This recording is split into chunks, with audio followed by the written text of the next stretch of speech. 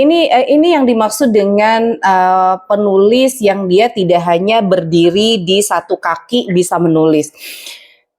Saya tuh kemudian mengambil satu ceruk di mana saya ini adalah seorang penulis yang juga saya bisa berbisnis. Saya menjadi seorang penulis yang juga bisa melatih penulis yang lainnya. Itu yang kemudian saya bangun di karir penulisan yang saat ini saya miliki. Tahun 2007 saat saya mulai membangun bisnis di dunia jasa penulisan atau agensi naskah, pada waktu itu saya sempat menulis sendiri apa-apa tema-tema yang diminta oleh penerbit itu ya saya tulis sendiri ya. Namun seiring dengan waktu saya berpikir kok saya ngerasa bahwa ketika ada kebutuhan nulis saya yang ambil sendiri itu saya ngerasa bahwa ya manfaatnya apa buat orang lain gitu. Akhirnya tahun 2010 sebelum 2010 saya mulai pelan-pelan melakukan rekrutmen ke penulis ya, penulis-penulis yang ada di sekitar saya rekrut untuk kemudian saya latih kembali ya untuk bagaimana caranya mereka bisa menghadirkan tulisan-tulisan yang diminati oleh penerbit.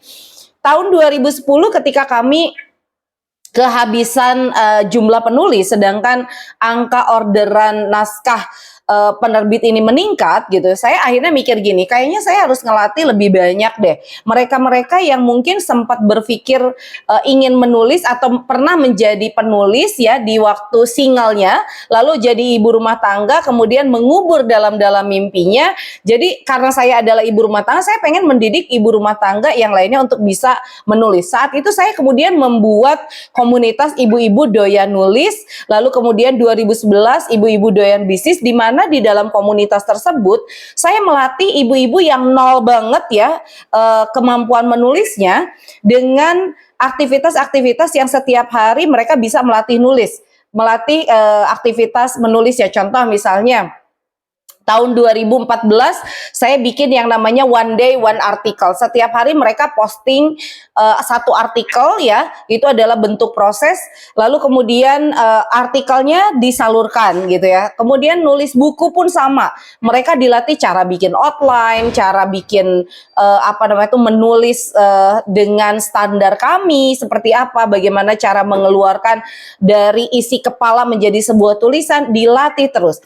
Akhirnya itulah yang kemudian saya ngerasa bahwa mungkin inilah yang membedakan saya dengan penulis yang lainnya. Kalau saya itu bukan hanya sekedar penulis, tapi saya juga melatih para penulis.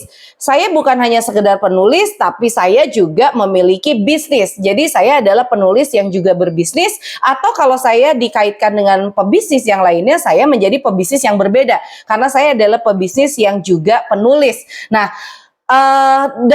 dalam prosesnya gitu, bukan hanya itu saja, akhirnya saya pun jadi belajar, oh ternyata kalau untuk penulis yang berbisnis kita butuh skill lain, ada skill keuangan, ada skill public speaking, ada skill bagaimana kelola customer, ada skill-skill yang lain lah. Saya pelajari satu persatu dan kemudian saya praktekkan. Sama pun ketika kemudian saya sedang melatih seseorang, oh bagaimana mengatasi mereka yang kemudian agar mereka tetap bisa untuk handling kerjaan dari kami, bagaimana mereka bisa tepat deadline, bagaimana mereka membangun brandingnya sebagai penulis kami. Karena biasanya di penulis inskrip ini selain mereka diajarin nulis, mereka juga diajarin untuk membangun branding sebagai seorang penulis.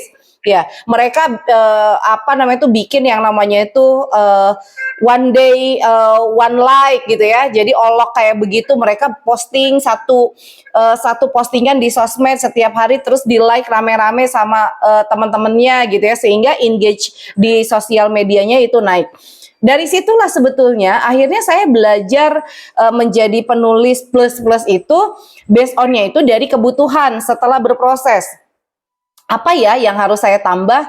Oh ini, ya udah saya belajar. Public speaking, ya udah saya belajar public speaking. Oh saya harus belajar sales marketing. Oke, berarti saya harus belajar sales dan marketing. Oh saya harus belajar digital. Oke, berarti saya cari gurunya dan saya belajar digital. Sehingga memang tidak sampai ke tidak hanya di satu titik selesai. Saya harus naik tangga lagi, ada titik lain lagi, kemudian pecahkan masalah lagi, dapat solusi lagi, begitu seterusnya. Itu yang dimaksud dengan bahwa penulis penulis itu harus improve ya. Dia harus improve dirinya, dia harus improve skillnya, sehingga ya di antara banyak penulis yang sekarang ini lahir, dia tetap berbeda. Ada satu contoh lagi, misal begini, setelah kita mendidik para penulis, biasanya ada juga penulis yang kemudian dia secara mandiri misalnya mendirikan agensi naskah gitu ya. Lalu kemudian atau dia membuka kelas lain gitu ya. Banyak orang yang kemudian merasa terancam dengan itu. Ketika kita mengajar atau kita memberikan inspirasi untuk orang lain, dan ternyata dia bisnisnya sama dengan kita, sebagian orang merasa itu terancam. Tapi saya sendiri menjadikan ini sebagai challenge. Ya, ketika banyak orang yang kemudian membuat bisnis yang sama dengan saya, what next? Apa yang harus saya lakukan? Ya, apa yang membuat saya berbeda lagi dengan mereka? Ya, makanya itulah yang terus saya lakukan ya, improvisasi ini, dan akhirnya ya sampai sekarang kami bisa hampir 16 tahun eksis di bidang ini.